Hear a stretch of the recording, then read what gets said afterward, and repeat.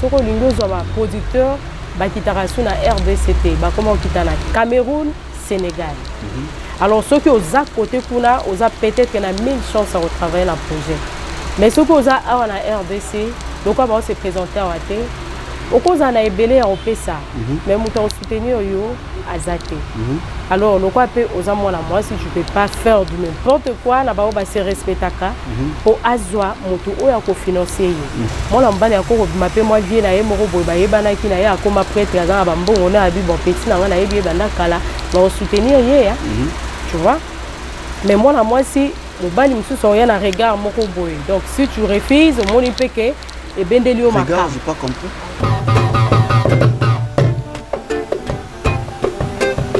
Aswana kate, abunda kate de buto. Abeta kaji banga na moto kiraye. Na yechi sasa koluka mbongo kapo. Bongo ya jibala.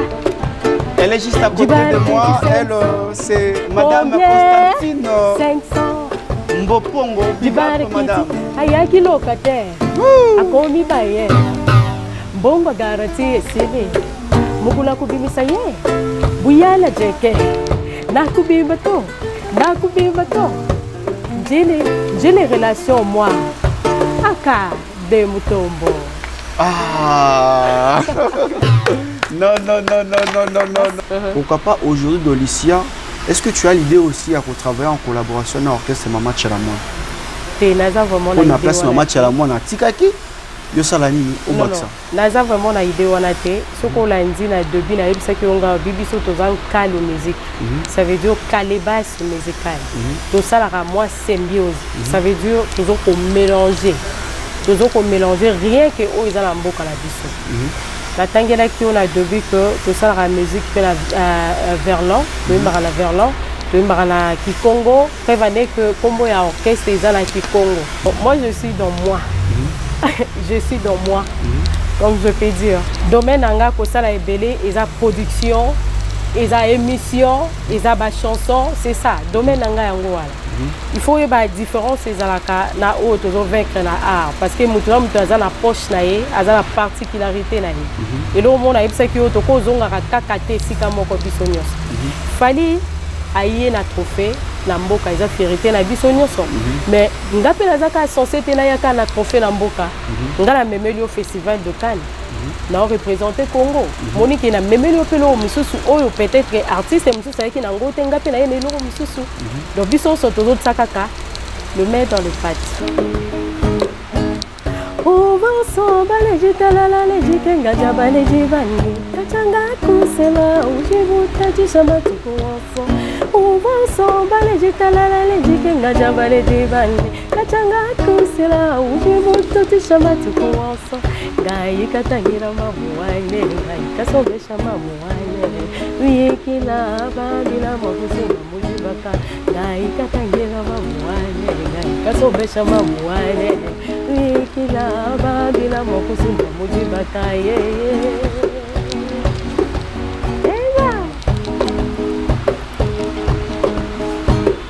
Oh Lelo yo tala commenté, cette dame fait la fierté de notre musique. À part yo, 4 studios. À part Ngai, nous avons Simbi le cœur, ça est bien. Nous avons Baza et Bélé, comme tu as domaine, nous avons la fille, tu peux aller donc Rebo, ça est bien. Nous avons qui encore Bazali, son nombreux. Ma maman tolongoli parce que ma maman Billy est belle, ça déjà ma combo nani. Jusque là tu as ranadé. Zéla. Fali Poupa. Très sérieux. Bien affilé. Sérieux. Ferrégol. Très sérieux. Héritier. Très sérieux. Innocent. Très sérieux. Robin. Sérieux. Sérieux. La maison Hostelmach vous propose des prestations de qualité pour vos gâteaux de mariage, anniversaire ou autres événements. La maison Hostelmach vous propose aussi des gâteaux personnalisés pour vos anniversaires ou autres. Contactez-nous au 06 63 30 36 83 ou encore au 07 81 83 15 74. Vous pouvez aussi nous contacter sur la page Facebook Hostelmach.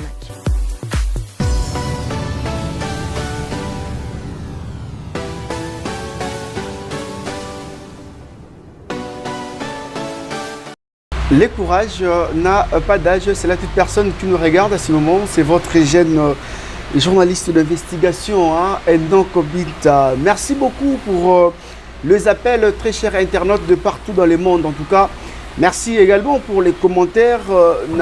Commentaires tout besoin qu'au de la biso, nanzela ba message, nanzela singa, en tout cas partout dans le monde. Merci Nabatuya Paris, merci Allemagne, Belgique, en tout cas presque partout dans le monde. Tant tout ça là, tant que ça nous motive encore de bien travailler, ça nous motive en tout cas de vous donner informations fiables. Exactement. Très chers internautes. Michel Lelon, moi de la femme. Depuis moi banda ki bo benga, bo ebisinga bolobi enok. Ata balinga ba mi bali yango. Oyambela biso ta moi cité. Et aujourd'hui, bo proposer nga ba te belé mais na poner à moko. Et puis na émission suivante exactement. Non, je suis moi si mon sous parce que na bi moi de la femme oyo. Vers la fin comme ça, c'est téléspectateurs, on a vu plus de 169 000 abonnés. Congo Mokili, mon compte TikTok, 37 000 abonnés déjà. Là, c'est mon compte personnel en tout cas. Merci pour la force au Bozo Pesaka Bisso. Alors, aujourd'hui, je vais recevoir une dame. Elle est belle. Elle parle bien.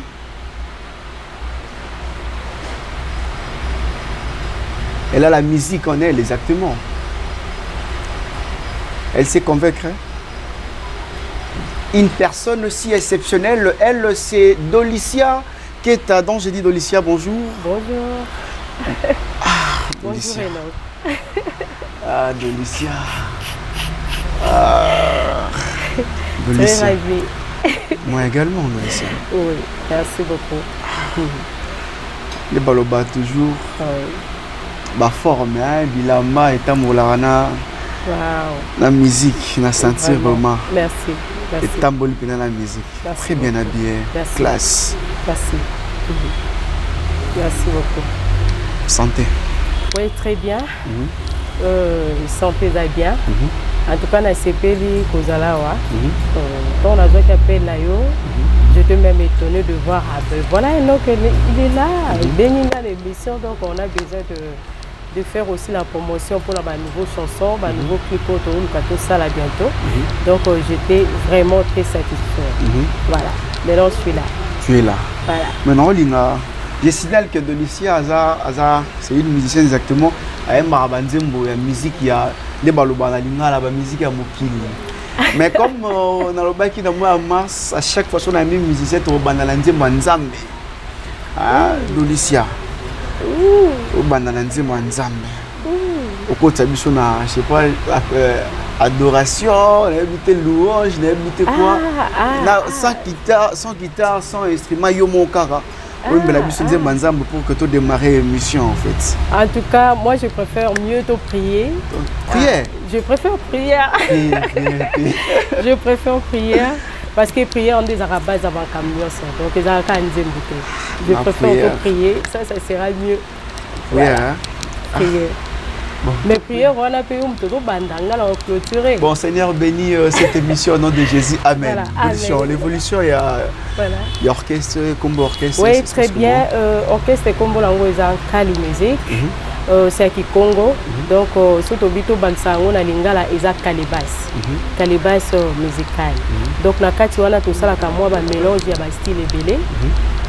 et moi ba mélange pe ba langue belé parce que na RDC na biso toza mo na 450 hectares donc na nyonso to wana to ko lunga te to za ka isika moko garder kaka na lingala on peut utiliser ba langue oyo eza ebelé donc toza la banzembo ebelé pe to embaka ndeti na verlan c'est-à-dire lingala renversé toza banzembo ya verlan toza na lingala toza na français toza na chiluba pourquoi pas toza pe na ba langue ebelé na kati wana. Et la musique, tout ça, là, quand moi, mélange à style belé. Pour musique, ils ont la limite, limite à la limite, pour tout le baka. Bon, voilà, on est basé ici. Non, artiste à s'adapter dans au Italie, au Bengami à.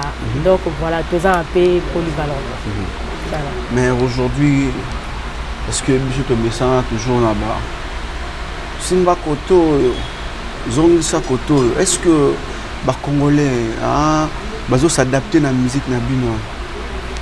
Ben ça je peux dire batouala bazanga raté parce que Simba Koto c'est pas aussi mal quelque part parce que batouala peut bazali tous la population ya marque nyonso o bazanga besoin ba consommer o ba balingi alors on n'est pas censé opé sa kaka eloko moko biso nyonso non mutuna mutu quand même bazala particularité na Simba Koto fozala biso pe photo zala yope fozala ce qui besoin zali donc mutuna mutazana façon na yo ya ko se retrouver dans autre salle.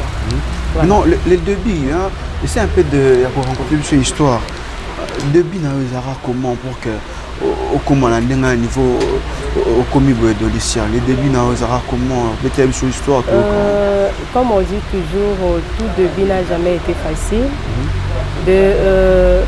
moi d'ailleurs, premièrement j'avais commencé à la maison. Comme je peux dire, chanter à la maison, mais je n'ai pas vraiment eu la chance. Je n'ai eu ma chance sur la télé, il y a eu le chorale, le église, comme on dit, beaucoup d'artistes que moi j'ai commencé quand j'étais petite, mais j'ai eu chance sur la télé. Mais chanter, je chantais à la maison quand je fais la vaisselle, ou bien moi, Misalamoko, je fais ça à la maison comme ça. Et il y avait des gens qui regardaient ou bien qui m'écoutaient, ça envoie tout quoi. Pourquoi pas au Kinaouim, à l'église, au Salarababoy. Bon, il y a que les Kata Moko, sérieux, là, je crois, tango, l'artiste Cindy, qui ko sala moi, buzz na Ina, comme Babanda je le salue aussi. Cindy Lecker. Voilà. Okay. Donc, on a bâton wana. Et quand même, Bissopé Tozoa qui moi, initiative, wana, qui nous a encadré dans l'Institut des Arts. Ok. Donc, voilà, on attend que Kenda qui pour la macamba voix. Et il s'est fait que Tozoa qui quand même moi conseille. La encadreur à Kuna Babino, ben, tout le monde a eu bien sûr, mais tu as quand même l'avenir de ce que tu veux.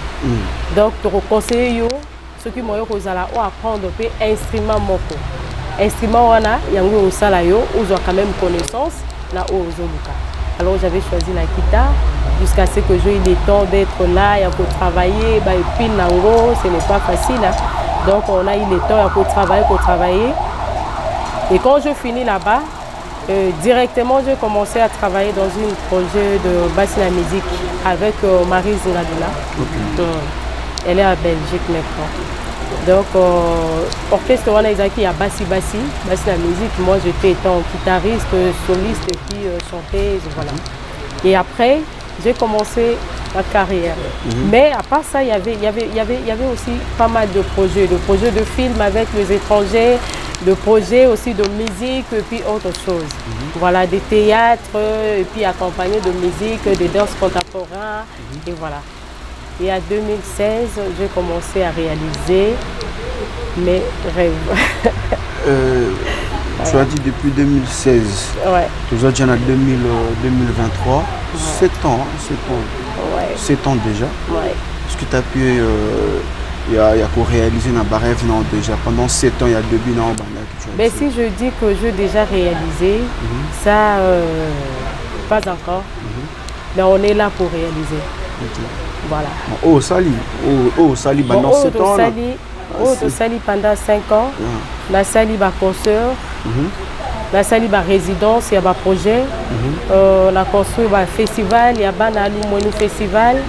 À part Wana, la Sali quand même un projet est belé. Mon projet belé. Dernièrement, on a auto ça la projet Moko. on est à la Halle de la Gombe, dans la résidence pendant 1 mois et demi, à la Halle de la Gombe. Voilà, c'est ça. À part ça, on avance, faire des concerts, déplacer aux Zongi, donc voilà, on est là, toujours dans l'art. Toujours dans l'art. Si je te pose la question, qui est derrière Dolicia, à part Nzamba, à part Moukoulis, parce qu'on était Nzambé, tout ça, qui est derrière Dolicia? Quand tu travailles comme ça, est-ce que il y a une personne, vous en a producteur, comment tu fais en fait pour réaliser bloco au lobby, tout ça, voyage et tout? Je peux dire, derrière moi il y a des gens, mais j'ai aussi besoin des gens. Ok. J'ai besoin des gens, pourquoi? Parce que très sage.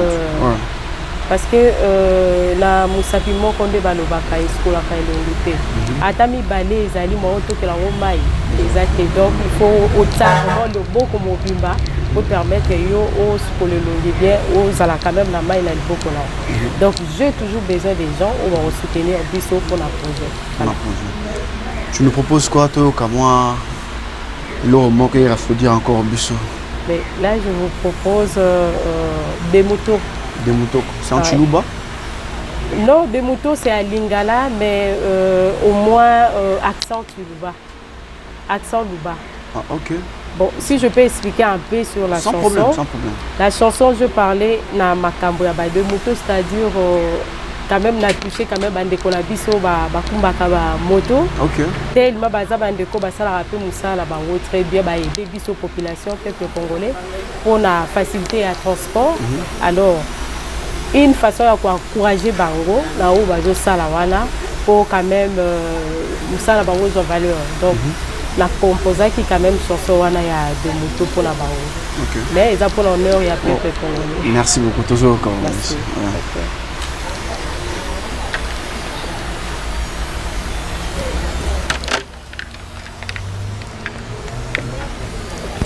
Elle s'appelle Delicia Keta, très chère internaute. Elle va nous proposer la chanson de Moutou.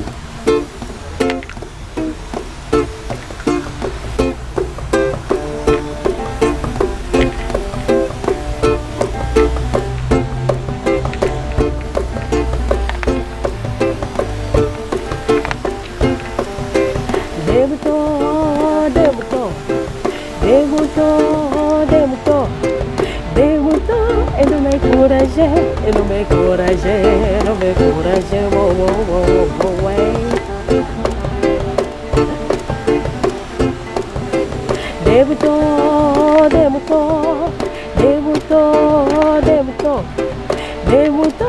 non me courage, ouais.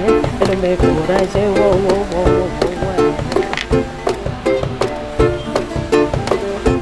des moutons, il a la vie. Se sentait la hier du Japon, des marches fières, des moutons.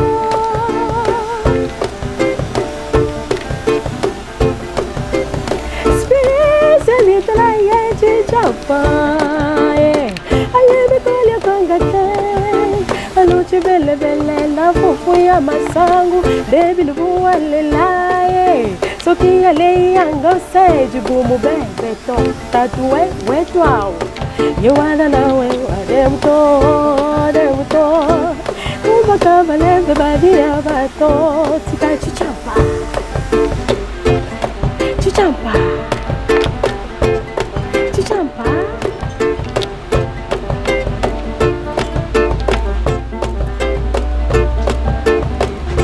Ayaka Zolo Yajitalanda was it like a sensei. Eh, toi vraiment. Debutou, Azamutambusi a moto, elle non me courageait, des beaux gars de quartier, spécialité la yéche chapa, complexe la vache à warmato, allô tu belle la foufouille basango, des bilbou allez là, soki allez yango c'est du beau mauvais, mamou ouais toi.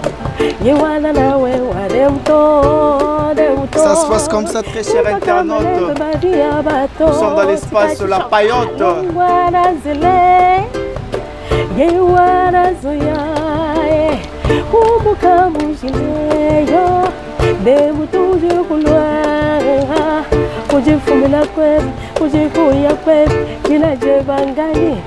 Mutombo Chichampa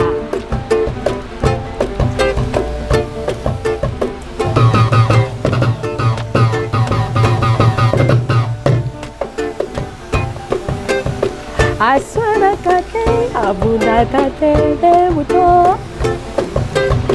Ameta kaji banga na moto kiraye Na yechi sasa kuluka mbongo Bongo ya jibala. Elle est juste à côté de moi. Elle, c'est Madame Constantine 500 Mbopongo. Vive Madame. Ayaki lokate. Akomi baye. Bongo garanti esili. Mukula kubimisa ye. Buyala jeke. Nakubimba to. Nakubimba to. J'ai relation moi. Aka de mutombo. Ah. Non. C'était tellement super Dolicia Keita. Merci. Ah, Bastilo na yoka kala. Ok. Ah non. Mais namoni trop de moutouachi. Pourquoi le choix de moutouachi? Bon, le choix de moutouachi. Bon, ça je peux dire qu'il faut toujours ma relève. Ouais. Il faut pas tout le faire un peu que l'unissaka ba image na biso na monde. Ce qui totali quelque part ma match à la moine avant au sala honneur na biso. Deux appels voilà. Tout le blanc match à la moine. OK. Nazo quand. Ma match à la moine a sali honneur ya lango luba. Ndenge toko luba. Il y en a aussi d'autres où on a évité au basala rango. Au moins, ça fait au moins 2 temps aussi, il y avait Monique Tenda qui ferait aussi la même chose. Et aujourd'hui, pourquoi pas les langues? Parce que les langue nationale, toujours ça la pour valoriser la langue nabiso. Donc moi, mélange wana isa la bon, tout va comprendre que Chiluba ezali, Lingala ezali, Kikongo ezali, Swahili ezali. Tu vois, tout ça est très important pour la peuple congolais. Maman Tchalamoine, de son vivant, elle représentait quoi?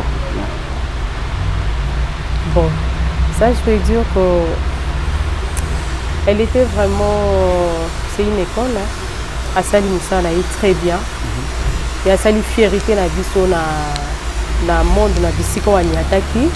En tout cas na Moussa là na ye, Asala qui a vraiment comme il se doit. Comme on peut dire vraiment, après ça qui est le meilleur na ye. Na Moussa na ye wana ya musique. Voilà. Avec tous les kaki, tout ça, son envie fierté à mon fierté à nos équipes personnelles. Pardon? Fierté à maman Tchalamoine, pas na équipes personnelles. En tout cas, fierté à maman Tchalamoine a été que comment on a eu parce qu'elle a vaincre vraiment a été. Comment on a eu, Zaki vraiment tu sens que c'est une artiste. Avant d'être s'adapter partout. Et la place, les milliers d'artistes, ceux qui disent que Maman Tchalamoine a bien fois toujours présente. Et avant d'être ça là, où il s'est Azo défendre Moussa normalement.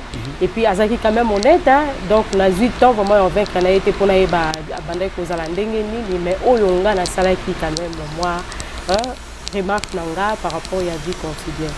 Mais pourquoi pas tu n'as pas su choisir que vu que elle n'est plus en vie paix à son âme maintenant Tchalamoine à mon national il y a que tu travailles aussi avec son orchestre aujourd'hui parce que il y a Londa qui est son chef d'orchestre là-bas, il est batteur là-bas, mais tant que coucou fait un match à la moine. Pourquoi pas vous avez une idée membre de sens que vous travaillez aussi en collaboration na Batunaye. Travailler en collaboration, comment? Départ un match à la moine. Tu as dit que non, elle a fait la fierté à la musique. La fierté, ouais. Aux appels à rythme Moronaye, ou au Moutouache. On a posé question. Pourquoi pas aujourd'hui d'Olicia, est-ce que tu as l'idée aussi à travailler en collaboration avec l'orchestre Maman Tchalamoine? On a place Maman Tchalamoine à Tikaki.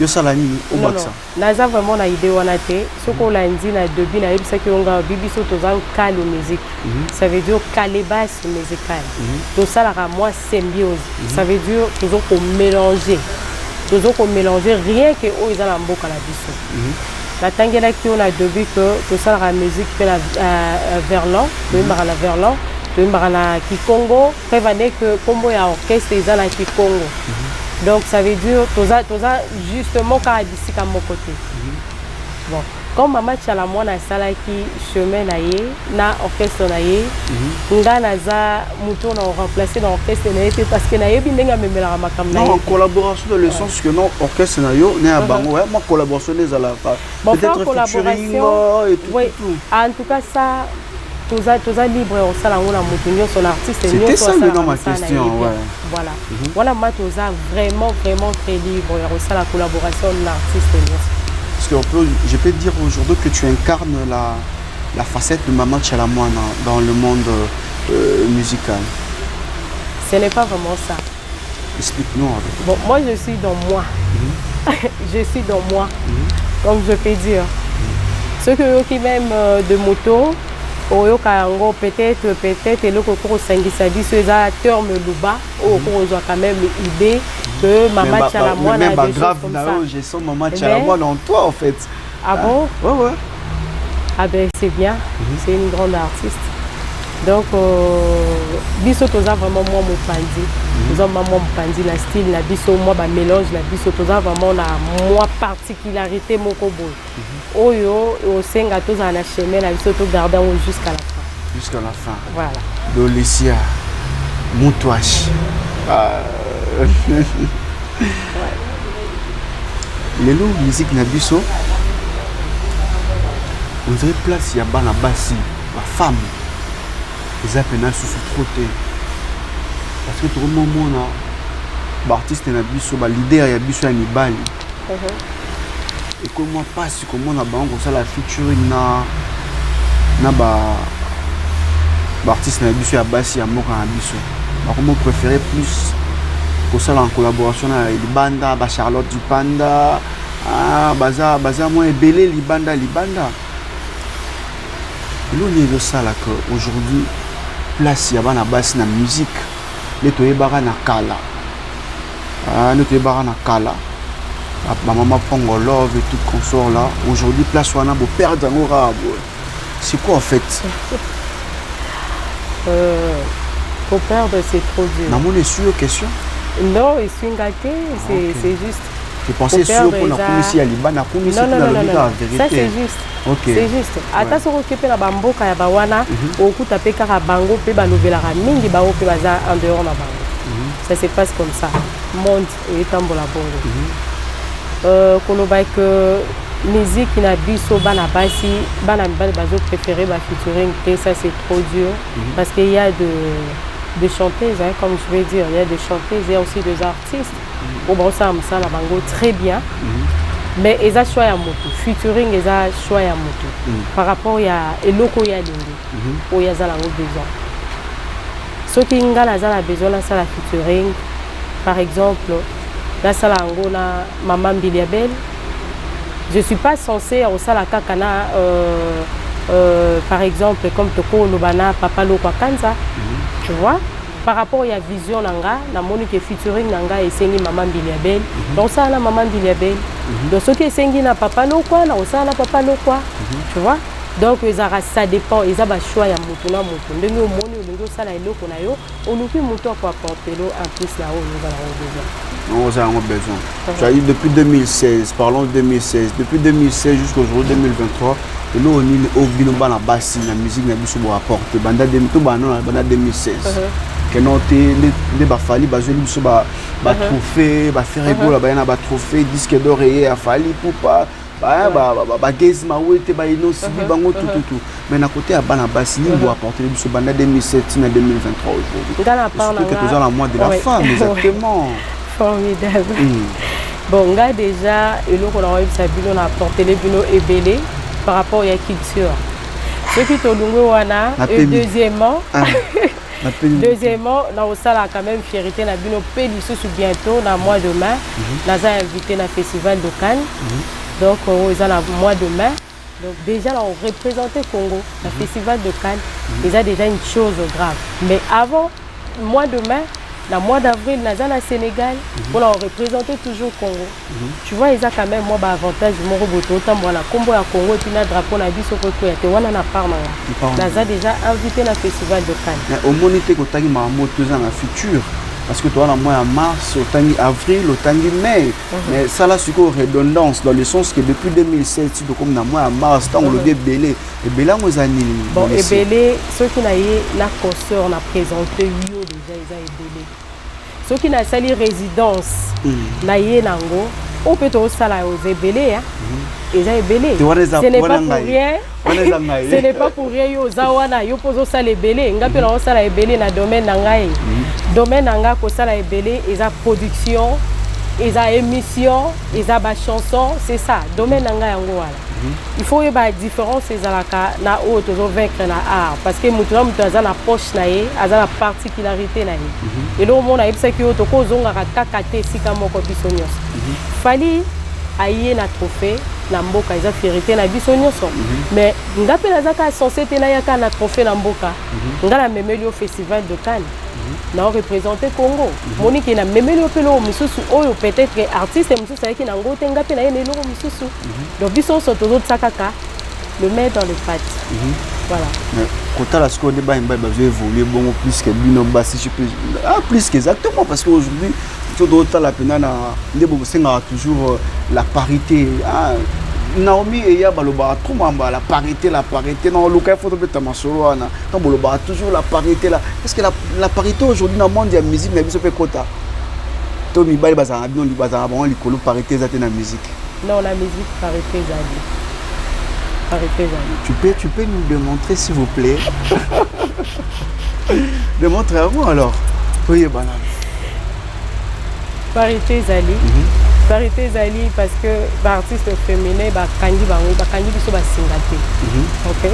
Ba kangi biso ba singate. Peut-être tu as une tête bien faite en tout cas. Merci. Ceux qui n'ont pas que premièrement tous a un problème dans mboka la biso, tous a vraiment la carence à ma producteur. Tu vois? Pour nous alana mutu moko abimé azo soutenir œuvre la facilité et comme très dur. Biso to la monde en réseau ya ba culture. Oyo kake soko ke na Cameroun quand j'étais l'autre fois, oyo kake ba obeta solo non, soko lingo zo ba producteur ba kitarasu na RDCT, ba comment kita na Cameroun, Sénégal.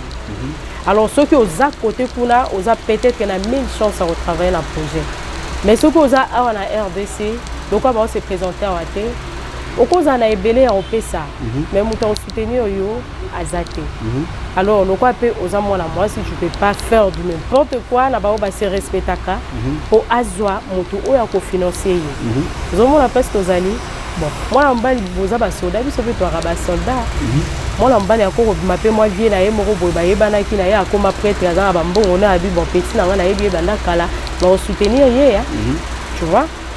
Mais moi la moi si le bali misusu on y a un regard moko boy. Donc si tu refuses, mon impéqué et ben delio ma regarde, j'ai pas compris. Non, regarde dans le sens que nous pas royal au bon voilà. Production yo po betango ngala lingi yo mo la part na yo on ka $5,000. Yo mo bando beta machine $5,000 dans zango wati. Mo po beta production ke. Ah regarde le bien na banga ki. Na banga ki. OK. Mais elo ni ce que ça là que ba producteur ba ki ma RDC parce que lui bazo qui na plus Cameroun soit Sénégal mais biso Congo. RDC lo ni ça pour que la producteur ba ki ma producteur kokima ils ont saison la saison. OK. Dès toza la saison malala et botaka, on dit que la saison ils ont saison malala, saison à manga, saison tu vois. Ils ont été carotique à la libéna la RDC ba on ça la business. Business soka moni abi na minito na lungo Congo, na ke Cameroun, na ke na Cameroun. Na minito na lungo Cameroun, na ke Tanzanie, na ke na Tanzanie. Donc bango baza ba homme d'affaires bazo lukambo na bao bisika oyo rotinda ye akei saison la saison Tu vois, c'est par rapport à ça, quoi. Ils étaient par rapport à comportement de musicien. Ah non, ça, je suis pas sûre. Comment comportement de musicien pour est-ce qu'il y a un mot qui producteur? Non, non, je suis pas sûre parce qu'elle a 20 ans. Parce que mon petit un salle bolam qui part saison T, bolam il y a une saison T. Non, ça c'est différent. Ça c'est différent. Les a donnant. Nous on peut si art, il y a que si bon on bénéficie. Ça c'est différent. Ce qui te tient mutalinga pesa yo mbongo. Eza oyaza na ngwa zo pesa yo. Ba ozela retour te mais oyo mutu apesi yo azozela retour quand même il faut calculer. Il faut calculer saison. Est-ce que mbongo na opesa ngo? Est-ce que na reçoit retour awa? Ou bien te na changer na no univers. Ezandeti na musique. Tozaki awa rumba domina qui fait partout. Et lelo ce qui to bito tala otambol na mboka na biso même na Congo awa. Oyoka ekomi ba R&B, ekomi ba musique ba afro, tu vois? Et artiste congolais a comme censé au sala afrobeat. Azoko mélanger la musique congolaise. Donc aux hommes là qu'ils a saison. Ils a business. Voilà. Est-ce que tu perdre je peux dire on a arrivé à style belé est-ce que biso ba congolais tu perdre déjà culture na biso fait ils a toujours non culture les amis. Culture les amis. Preuve année que tu au sala c'est notre culture. Voilà. La présenter d'une culture les amis. Voilà, très chers internautes, elle s'appelle Dolicia Keta. Dolicia Keta, na CP les gars, andi bazo beta, tout ça na instrumentiste bazana na gauche nanga, à la fin je vais citer en tout cas l'air non pour na rouper ça, pour ça la plaisir bongo na batutu bazana espace La Payotte, sur l'avenue Mot des Arts direction province. Donc si vous avez la direction province, vous avez besoin on va dans un espace très classe, très propre. En tout cas, on a déjà beaucoup de espace très propre, responsable, outil Gombe, outil ville, outil Moussala, on a embouteillage, il y a Congo qui m'a embouteillage. Tu peux, il y a un espace La Payotte, on a Mot des Arts, direction province, on va très calme. Et puis, Ekoleka, bien, Dolicia, on a les téléspectateurs, voilà, on a biso, yoka le sous. Mélodie on peut ça qui biso na mais na minute chose que proposer biso encore quoi. Tu me proposes quoi? La proposer bino mama comme les moi ya biso ba mama. La chanson on a pour la bateau bazo ka langue té. Donc on a utilisé langue Duba. Prends ton temps en tout cas d'expliquer. Pardon? Tu dis prends ton temps en tout cas d'expliquer la chanson maman et surtout qu'on est dans le monde de la femme. Na lobeli valeur ya ba mama parce que tant moko boye au monde na ba réalité mosusu ba mama ba se retrouva tout se retrouva kalango izara oyo biso to souhaita kité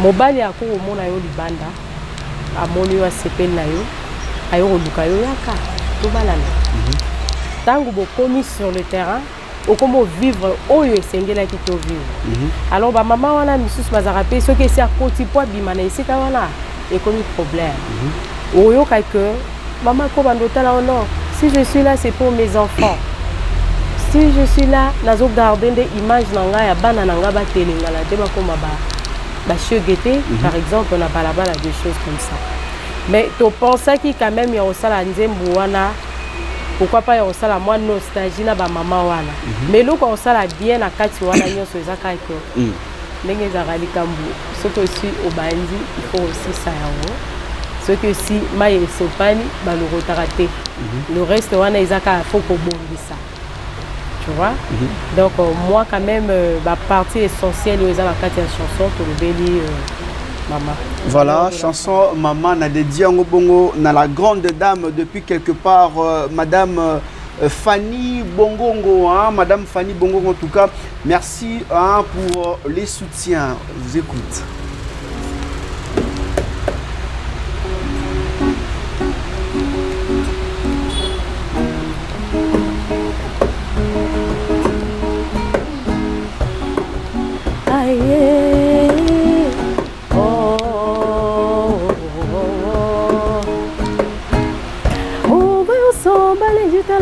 Jikanga jabale jibani kachanga konsela ujibu kati shamba tukuoso uva usomba lejitalala lejikengaja baleji bali kachanga kusela ujibuta tishamba tukuoso ngai katangira mamuwane ngai kasombesha mamuwane wikila babila mokuzunga mujibaka ngai katangira mamuwane ngai kasombesha mamuwane wikila babila mokuzunga mujibaka yeye oh ma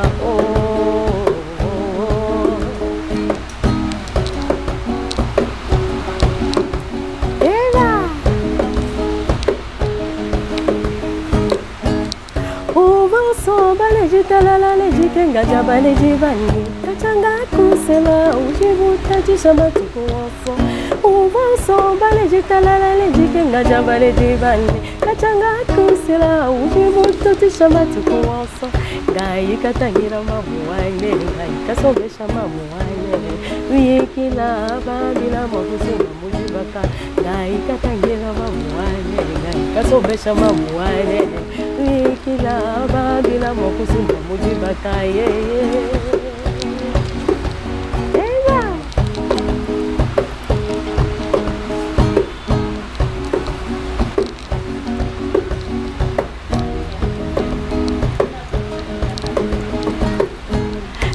kila bala yo kasi banda na kotala libala osilisa ngai esengo kolelisa nga mikolo nyonso yolingaki ngai nazala mama ya bana na yo ombolisa ngai pasi oyo ngai namona nango te nalingi todivorce tokatala mungu nazonga chez biso yo mokolo bana ngai nandimi todivorce tokatala mungu nazonga chez biso yo mokolo bana ngai nakindomba ya boye talazokoka te nakolengela mobali se kaka mpona mbongo balokuta ya boye je préfère divorcer oya remplacer Eva ça c'est pour vous le mama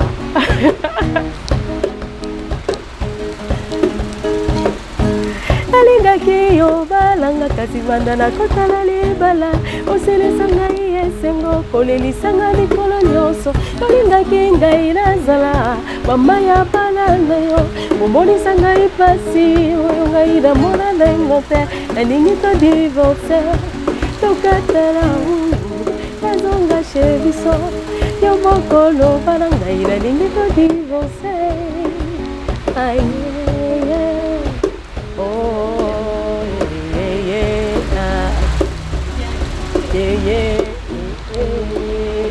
Oh là là là là là là, Dolicia Keta. Ah, maman. Ah, j'ai pas en tout cas bien... j'ai pas compris la chanson, mais l'explication peut être à comprendre. Ah, au Kumisi, bah maman.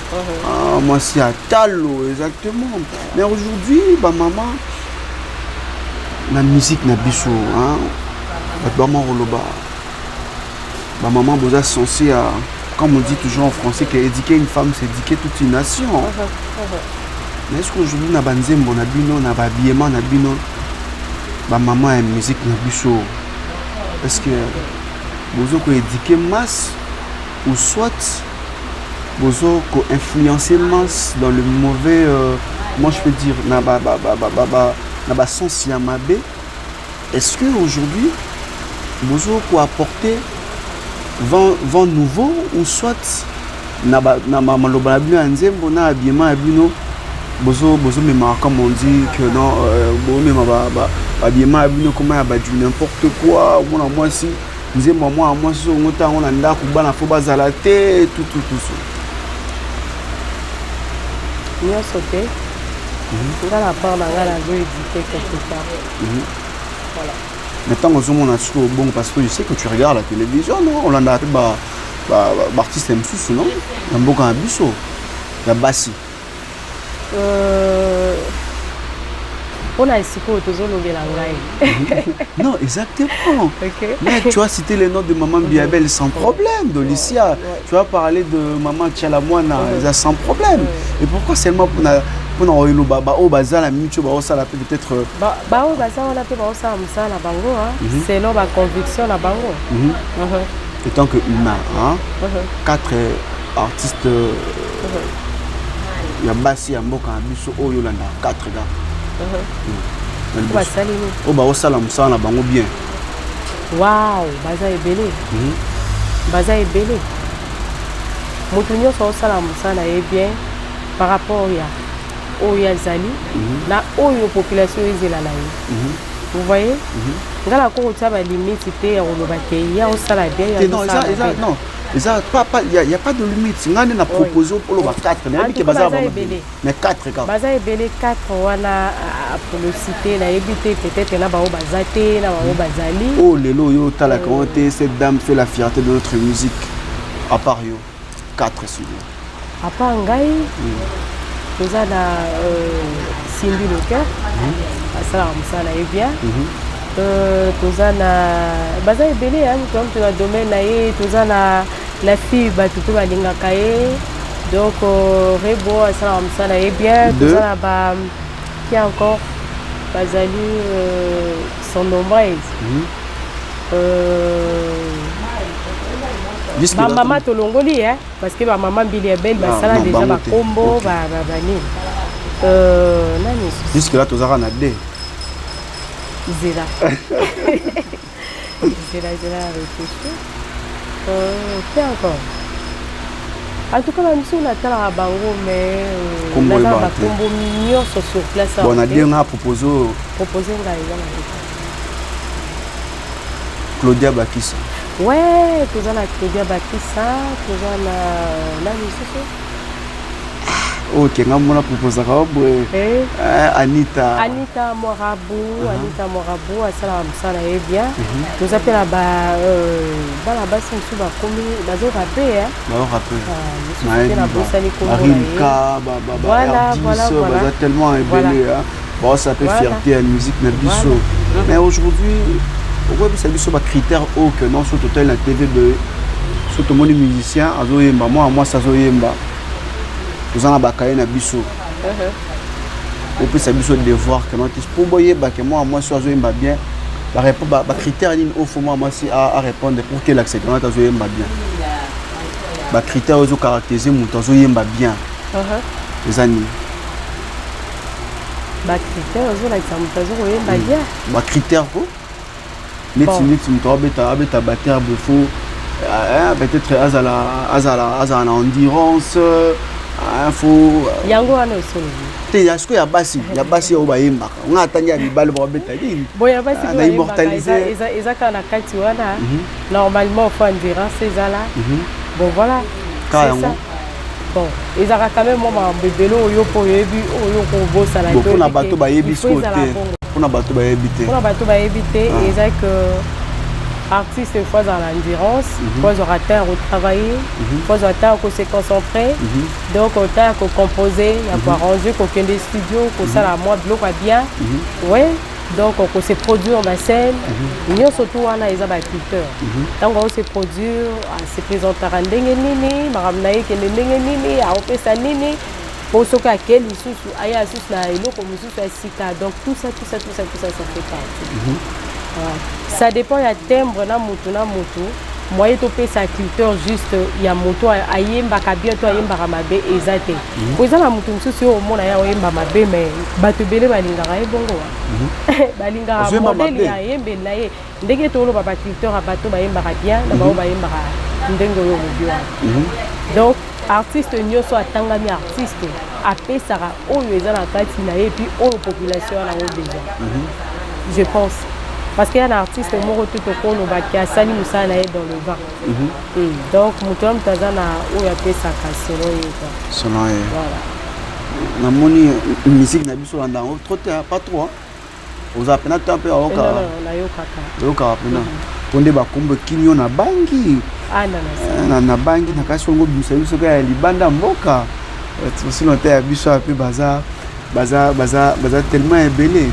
mais la mona ma musique non ma bangi ezatu boka ma banga te la musique na nga ma bangi za mais pas trop na banzimbo yenya pas trop na moni pena libanga ta naza na nzembo moko ya Swahili.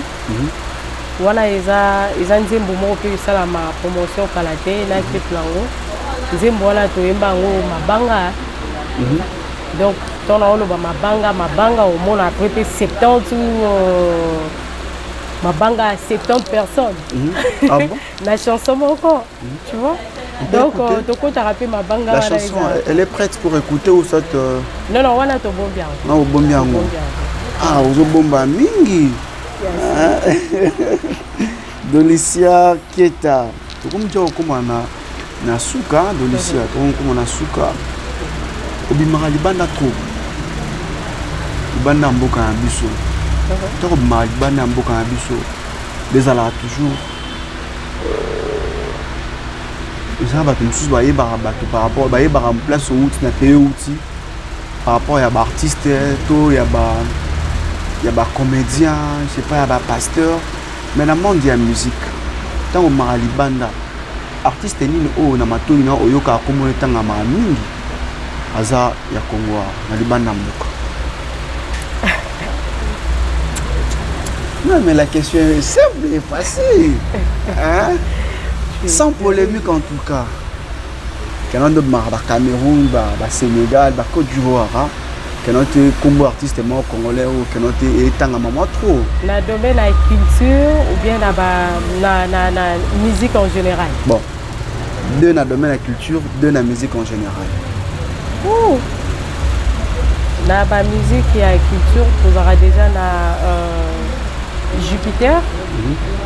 Jupiter Bokondi.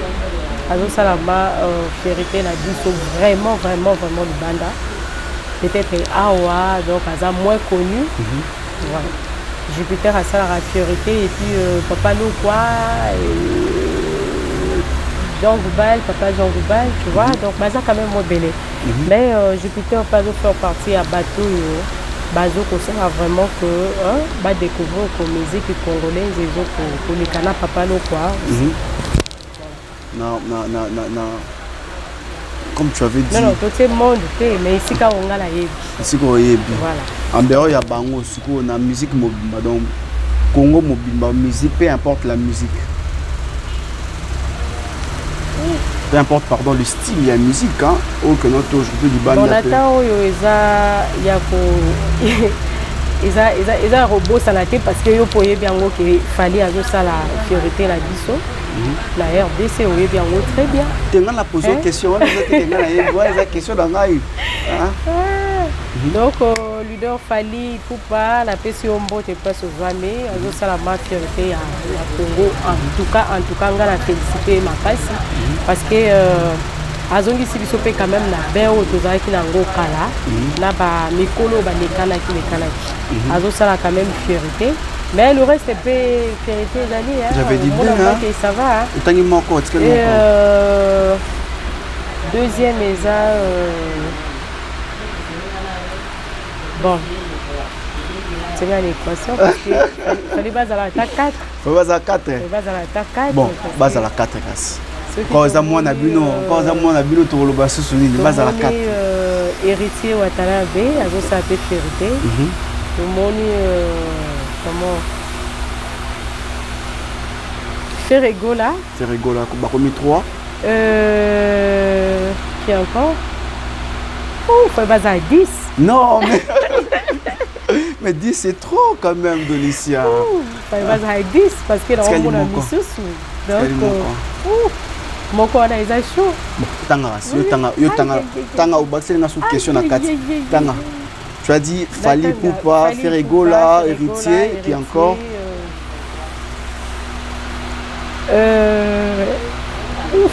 c'est chaud Bila Filé Libanda non ça oui Libanda ok et Robinho n'oublie pas Robinho Mundibu Robinho Mundibu et oui. C'est chaud là. C'est chaud. Bon, on a Otangi kaka. Otangi, tu as cité les noms de. Je sais pas. Nani on a Otanga jour on a Isaki nani artiste de sa vérité. Pardon? Pardon? Innocent. Ah innocent, Ah, ok. Innocent. Ah, ok, voilà, Bon. Yoana. Na rappelé ba Voilà, totangi. voilà. Voilà. Otangi Fali, Ferré, Robinho, Binafilé, Innocent, Héritier. Voilà, voilà. Voilà, baza 1, 2, 3, 4, 5, 6. On a 6 wana. Nani o mona apenda que note na musa na e a très sérieux. Na o mona aza sérieux. Oh. O aza très sérieux na o mona aza sérieux. Na 7 o tangi. Bon. Na nga mona otangi la. Bah, oui, soit oui. le lobby sérieux, soit le lobby très sérieux. Ok, Fali Poupa, très sérieux. Binafilé, Sérieux. Ferrégol, Très sérieux. Héritier, Très sérieux.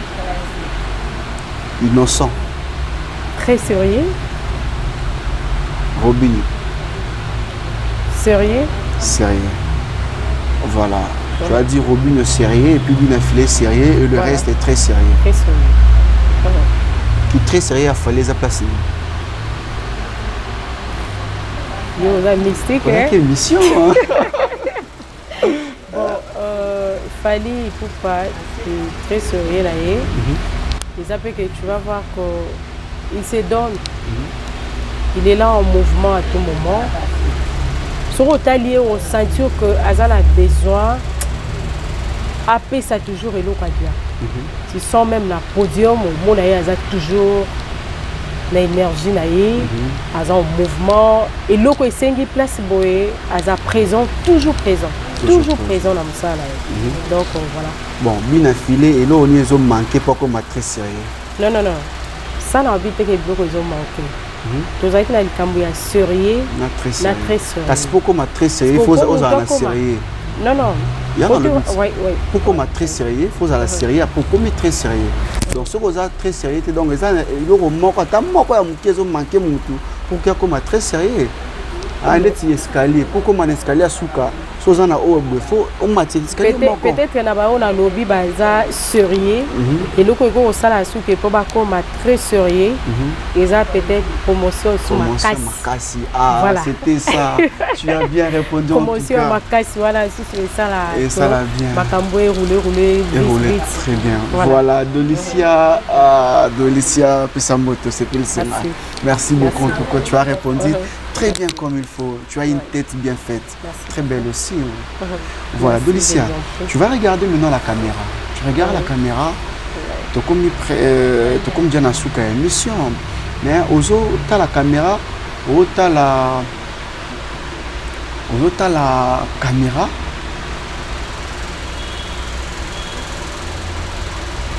Bateau Baolanda Bichon la mutuo. Ils ont la producteur. Ils ont la bateau balinara la bonne musique. Message d'une eau de Lucia.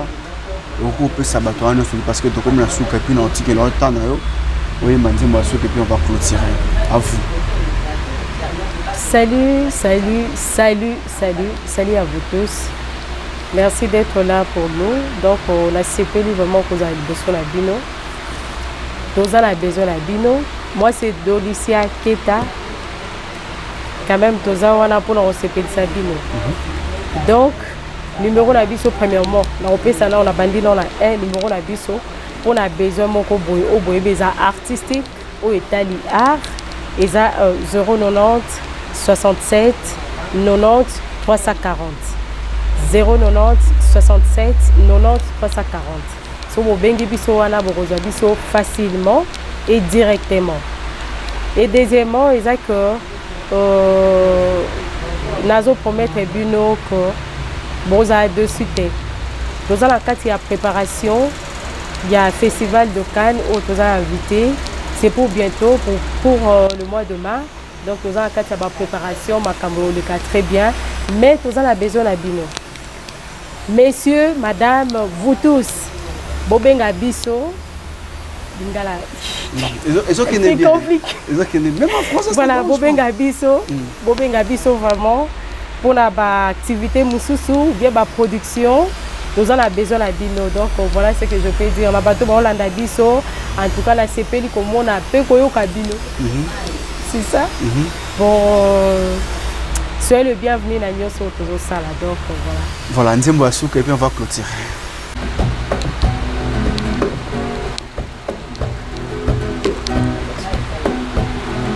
Voilà, très chers internautes, quant à moi, j'ai dit un grand merci comme ça à une personne exceptionnelle également. Hein. Elle, c'est Maman Fanny Bongongo. Maman Fanny Bongongo. En tout cas, merci pour l'espace. Hein. Papa Kadi Kadima, 10 000 carats. Hein. Un patron qui se respecte. Big up aussi à toi, un ami que j'aime beaucoup. Lui, c'est M10 Mido. Hein. M10 Mido, je te salue. Hein. Espace La Payotte, non loin, il y a Prince Willery, donc la direction province Borozoa, bon bongo espace La Payotte, Oza, tu es responsable, Oza a besoin d'un espace moyen très calme, très propre en tout cas. La Payotte est là pour Nakoyambabino comme il faut. Hein. Madame Constantine, hein, Constantine Mbongopo, hein, exactement Mbopongo, maman Constantine Mbopongo. Merci beaucoup également pour l'accueil. Vous êtes tellement nombreux hein, depuis Paris. Depuis Paris, je vois comme ça Maman Fatou Ilunga, la reine sociale. Big up à toi, Maman Fatou Ilunga. Maître Tigre Makanda, le grand Mukomboso. Les Poutines, l'homme de Satan de 3-4 réservé depuis Paris, Maître Tigre. Ah, merci beaucoup, Maître Tigre. Et la latte, Maître Tigre. Samoukou, le nécessaire. Number 10 depuis London. Je te salue aussi, hein, Naomi et Yaba. Naomi et Yaba, je te salue. Hein. Big up aussi, Merdi Bamenga Moana. Là, c'est de la part de Arnaud Van. Arnaud Van, mon caméraman que j'aime beaucoup. Merci beaucoup Arnaud Van. Astronema Winnie, hein? Big up à toi, petite sœur propre. Astronema Winnie, la fabuleuse. Jacques Okaloubi, le banquet, je te salue. Et bien, pour finir, elle, c'est Nadette Bomakumabolia. Hein? Nadette Bomakumabolia, là où repose le cœur de Tonton H. Nadette Bomakumabolia. Je vous laisse Namabokoya. Dolicia Kieta. On est là. Ouais. Il a une solution. Quand il a une sensation, quand il a une vibration, oh, ça l'a plaisir.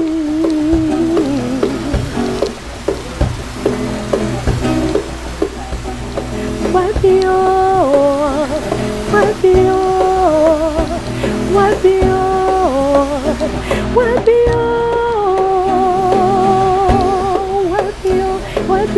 wapio.